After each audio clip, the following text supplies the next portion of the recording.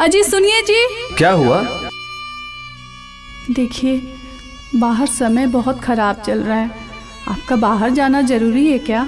अरे पगली, हम बाहर जाएंगे नहीं, कमाएंगे नहीं तो गाड़ी और घर का किस्ती कैसे जमा होगा? अच्छा, मतलब आपसे बढ़ के मेरे लिए रुपया है का? तुम चिंता मत करो, हम शाम में मिलते हैं। अच्छा बाय। ठीक है, बाय।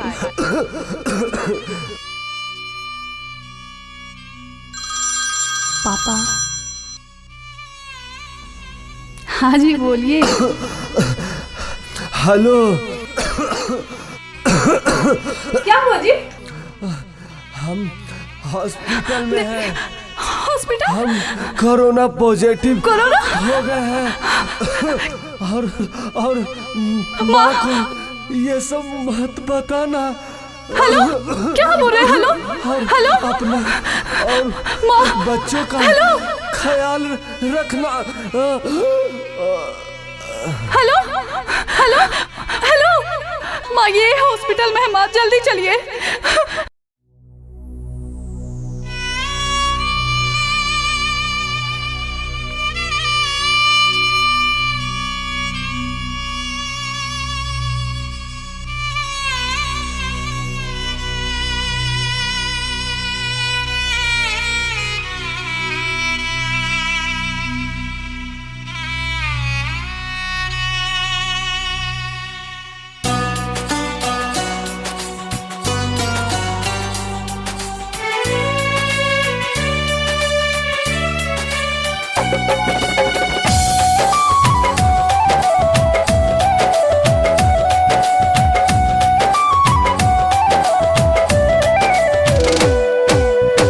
दुश्मन करो नवा लेत बाबे जनवा दिले बताबाही मचाए।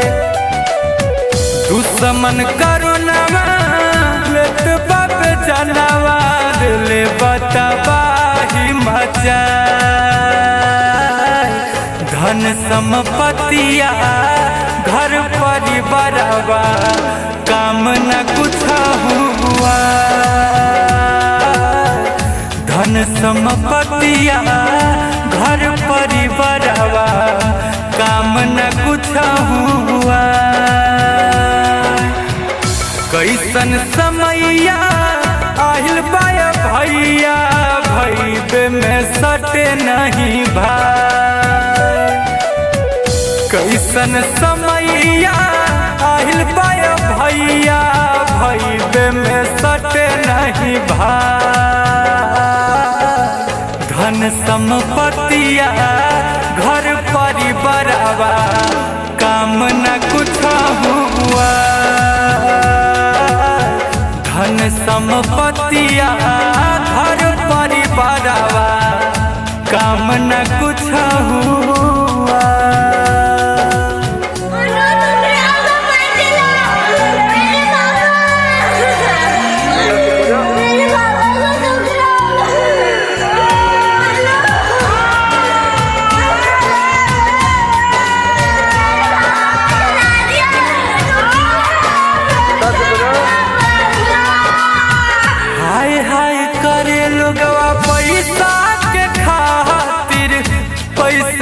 करे गुमान हो महलया तारी रुपया रह जाई धरले जाई जब शरीर समसान हो।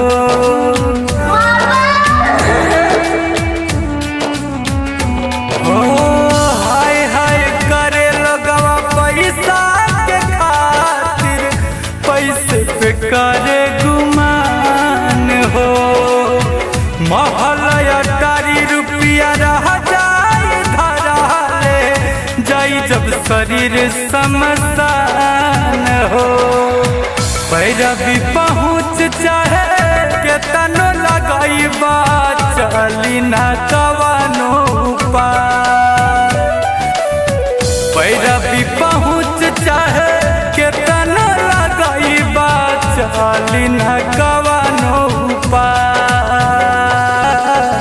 धन संपत्तिया घर परिवारवा काम न कुछ हुआ।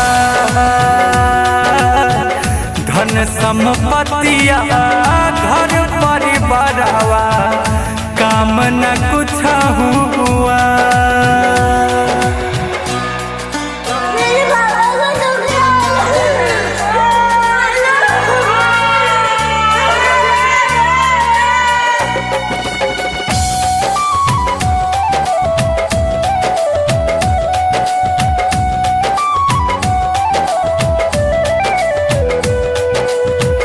बीबी बच्चा दुराही से रोवे छुए नहीं मृत शरीरिया। रोई रोई माई अपन बेटा से बोले उठा बेटा तोहरा हमर किरिया।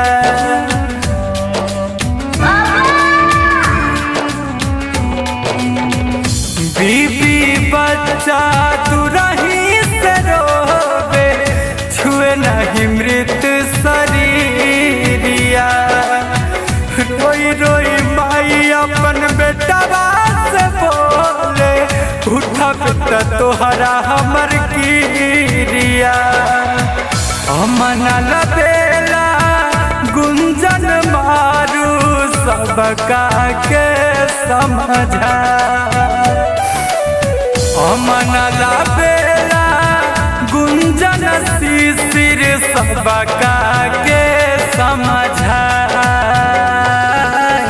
धन संपत्तिया घर परिवारवा काम न कुछ हुआ। धन संपत्तिया घर परिवारवा काम न कुछ हुआ।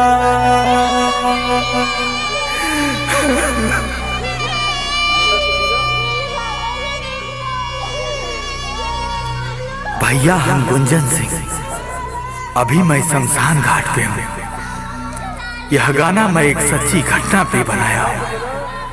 ये भयावह दृश्य देखकर मेरा अंतरात्मा रो रहा है।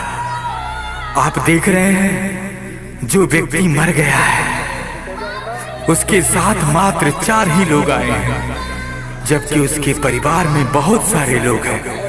इसलिए हम आप सबों से हाथ जोड़कर विनती कर रहा हूँ, कृपया घर से बाहर ना निकले। अपने और अपने परिवार का ख्याल रखें। कोरोना बीमारी सच में बहुत ही घातक रूप ले चुका है। आपके परिवार को आपका बहुत जरूरत है।